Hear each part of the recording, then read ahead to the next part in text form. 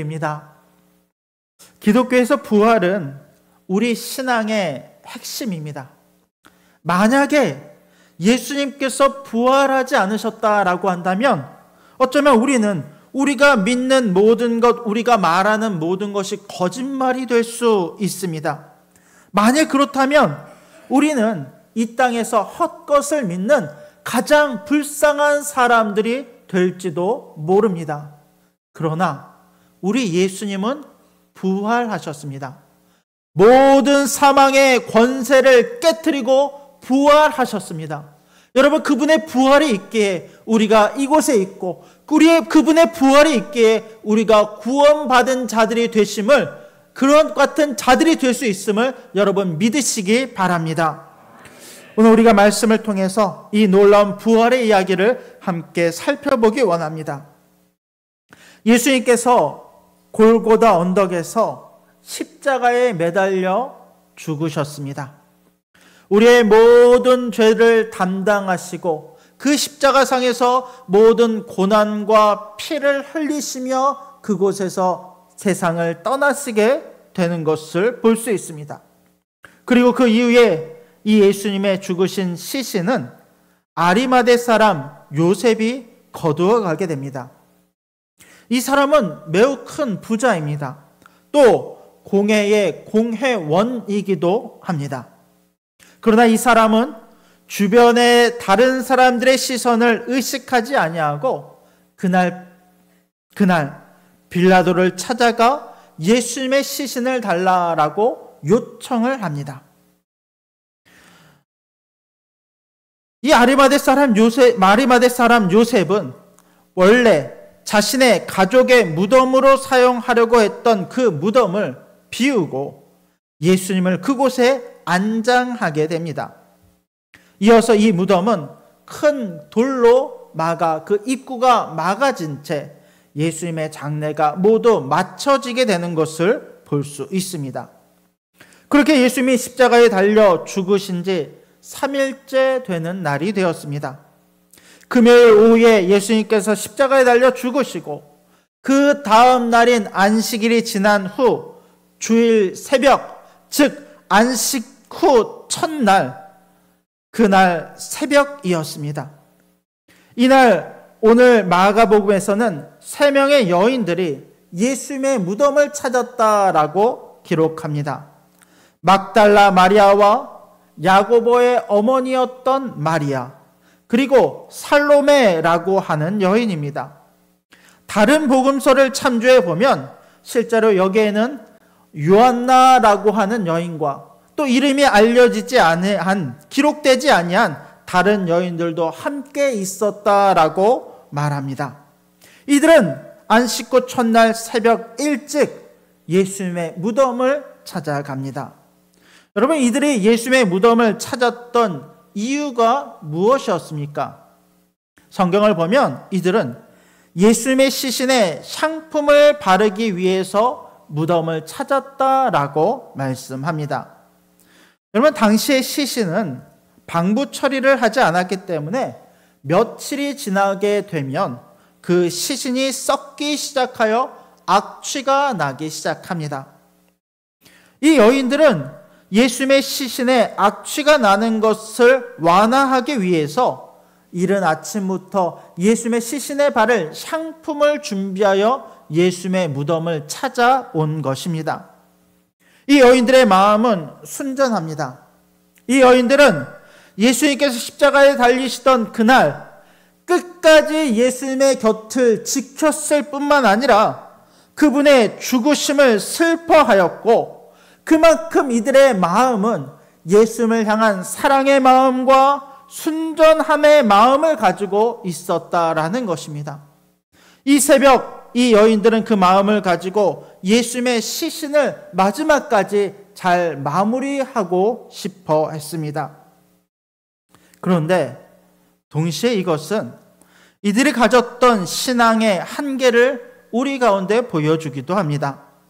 왜 그렇습니까?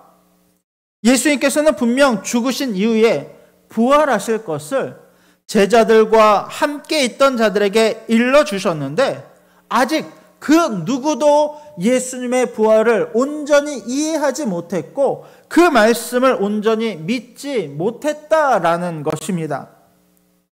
이들은 아직 예수님의 부활을 알지 못하고 기대하지도 못한 채 예수님의 무덤을 찾아갑니다. 이들은 가면서 유일하게 한 가지 걱정을 합니다. 우리 3절 말씀을 같이 한번 읽어볼까요? 3절입니다. 시작. 서로 말하되 누가 우리를 위하여 무덤 문에서 돌을 굴려 주리오 하더니, 이들의 마음의 걱정은 이것입니다. 누가 우리를 위해 무덤에서 돌을 굴려 줄까라고 하는 걱정입니다. 당시의 직경 120cm에서 180cm 정도 되는 큰 돌을 여인들이 옮긴다라고 하는 것은 결코 쉬운 일이 아닙니다. 그렇다고 해서 당시 겁에 질려있던 다른 제자들을 데리고 가는 것도 쉬운 일이 아니었을 것입니다. 다만 막연하게 어떻게 될까를 생각하며 무덤에 도착하게 됩니다. 그런데 이들이 무덤에 도착했을 때 이들은 놀라운 광경을 그들의 눈으로 목격하게 됩니다. 이미 무덤을 막아 놓았던 그 돌이 옮겨져 있는 것을 보게 되는 것입니다. 마태는 하나님의 천사가 하늘에서 내려와 무덤 입구를 막은 돌을 굴려냈다라고 기록합니다. 그런데 여러분, 재미있는 것은 이렇게 무덤 문이 열려 있는 것이 누구를 위한 것이었습니까? 여러분, 이것은 예수님을 위한 것이 아닙니다. 부활하신 예수님은 이제 모든 공간을 초월하실 뿐만 아니라 닫혀있는 문과 벽도 지나다니셨기 때문입니다. 즉, 무덤 문이 열려 있다는 것은 예수님을 위해서가 아니었습니다. 그렇다면 누구를 위해서입니까? 바로 그날 아침 새벽 일찍 무덤을 찾아왔던 예수님의 증인들을 위한 것이었다는 것입니다. 하나님께서 이들을 위해서 이 모든 것을 때에 맞춰 예비해 놓으신 것입니다. 이들은 무덤 안으로 들어옵니다. 그때 이들은 매우 놀라게 되는데, 그곳에는 예수님이 아니라 흰 옷을 입은 한 청년, 곧 천사가 그곳에 있는 것을 발견하게 되는 거예요. 5절 말씀 우리 같이 한번 읽어볼까요? 5절입니다. 시작.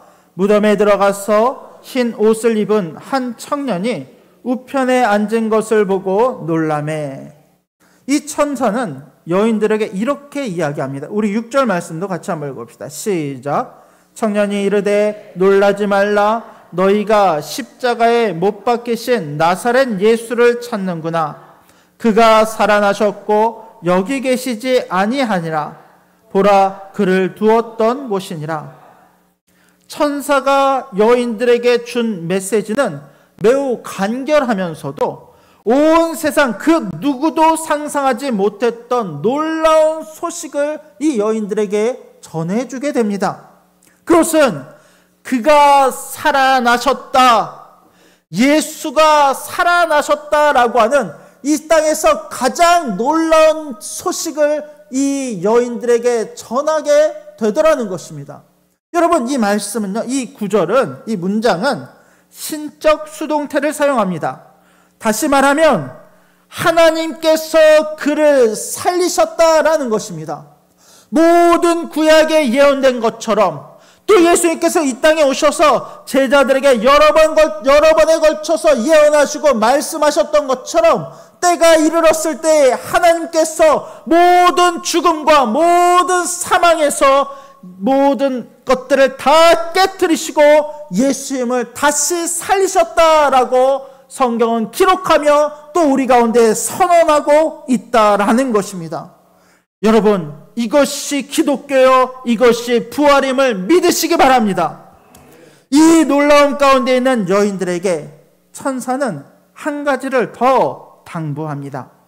우리 7절 말씀을 같이 한번 읽어봅시다. 시작. 가서 그의 제자들과 베드로에게 이르기를 예수께서 너희보다 먼저 갈릴리로 가시나니 전에 너희에게 말씀하신 대로 너희가 거기서 배우리라 하라 하는지라. 천사가 여인들에게 이렇게 이야기합니다. 너희는 빨리 가서 제자들과 베드로에게 가서 예수님의 부활하신 이 부활의 소식을 전할 뿐만 아니라 그들로 하여금 갈릴리로 가게 하여서 그곳에서 예수님을 처음 만났던 것처럼 그곳에서 부활하신 예수님을 다시 뵙게 하라라고 하는 그 명령을 이 여인들에게 하고 있는 것을 볼 수 있습니다.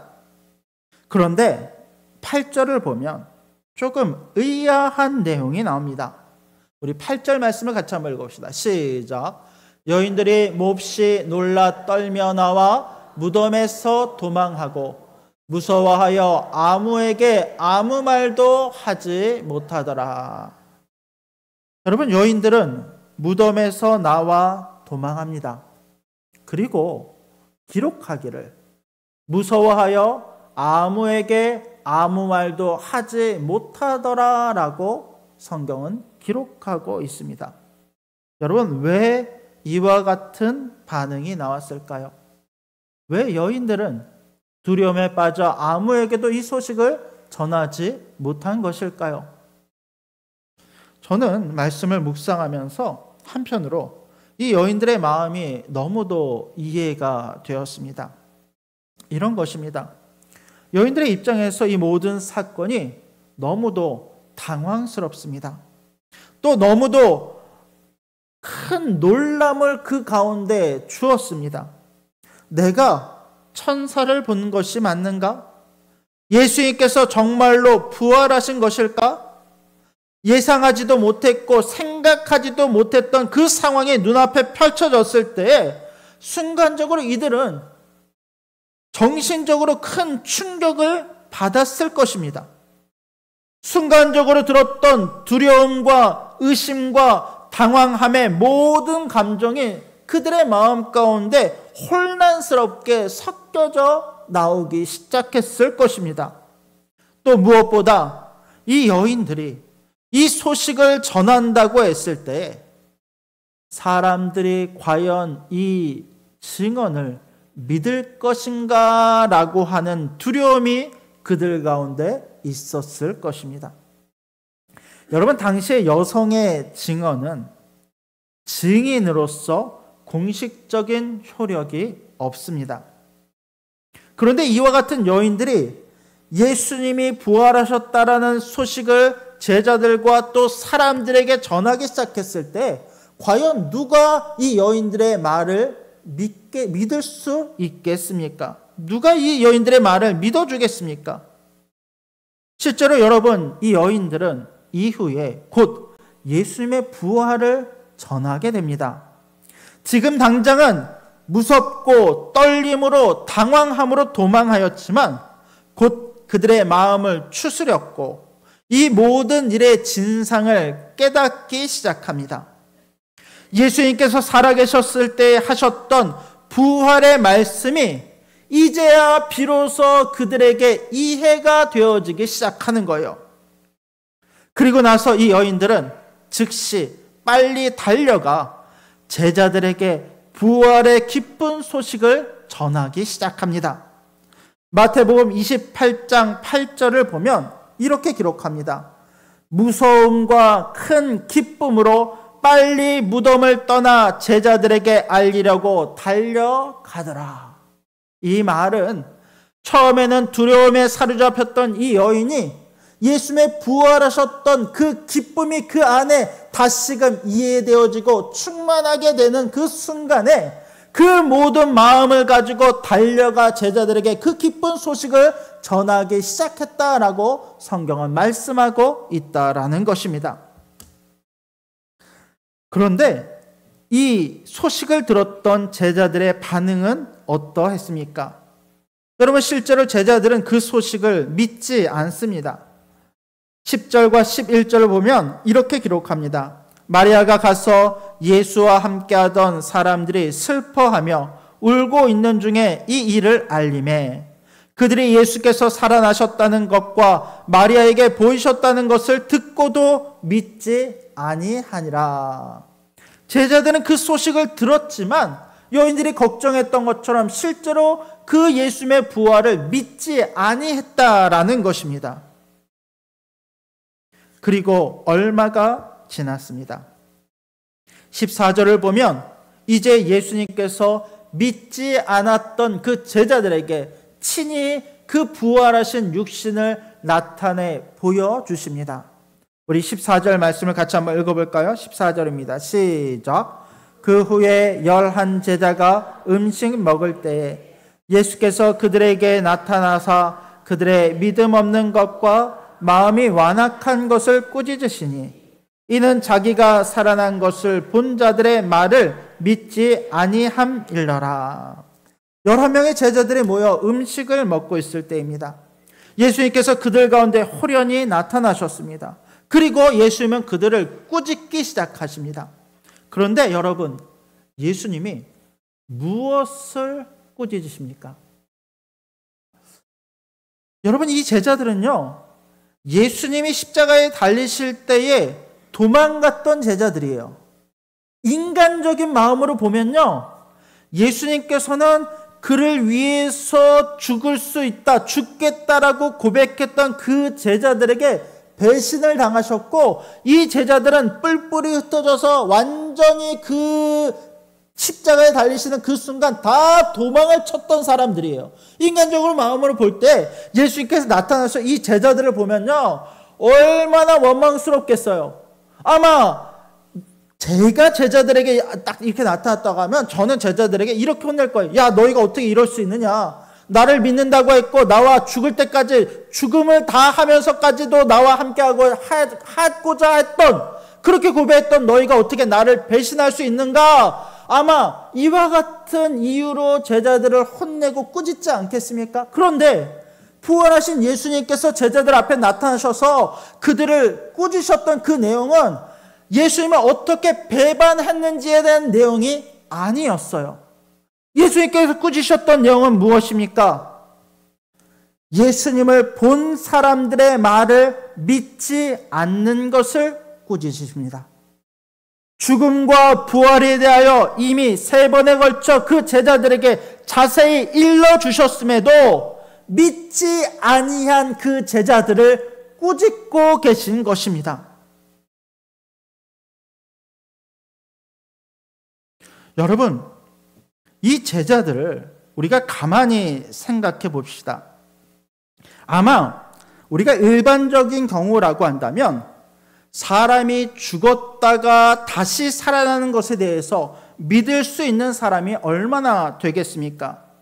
제자들의 경우도 아직 예수님을 온전히 다 알지 못합니다. 이들은 불과 며칠 전까지만 하더라도 예수님께서 이 땅에 정말 살아계신 왕이 될 것으로 생각했던 제자들입니다. 예수님께서 왕좌에 오르실 때 누가 그 예수님의 우편에 앉으실까를 가지고 싸웠던 사람이 이 제자들입니다. 그런데 제자들의 입장에서 그와 같았던 예수님께서 십자가에 죽으셨을 때에 이들은 그들이 기대하고 있던 모든 것이 무너진 것을 경험하게 됩니다. 그들이 갖고 있던 꿈과 비전도 사라지는 것을 경험하는 거예요. 이런 이들에게는 더 이상 누가 찾아와 어떤 말을 할지라도 어떤 증언을 할지라도 들리지 않는 거예요. 내가 기대하고 내가 바라봤던 내가 세웠던 나의 예수님이 무너졌다라고 생각했을 때 이들의 마음은 사람이 갖고 있는 그 상실과 실망에 가득 휩싸여 있는 것을 볼 수 있다라는 것입니다.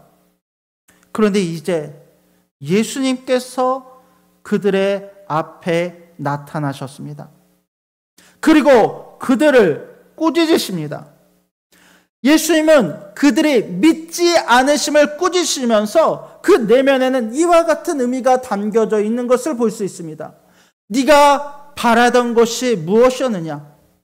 네가 생각하고 꿈꾸던 것이 무엇이었느냐?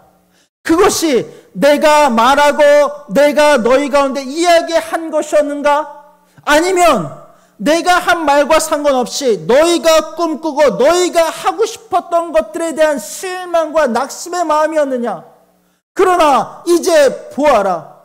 내가 예언한 대로 내가 부활하였고 내 육신을 너희 가운데 보여주나니 이제 너희 가운데 무너졌던 그 신앙, 너희가 갖고 있던 너희네 개인의 만족을 위한 그 신앙을 다시 다 깨어 부숴버리고 이제는 너희 안에 부활의 신앙, 예수님을 믿는다는 그 믿음의 신앙을 너희 가운데 다시 세워야 할 것을 그 제자들에게 말씀하고 계신다라는 것입니다.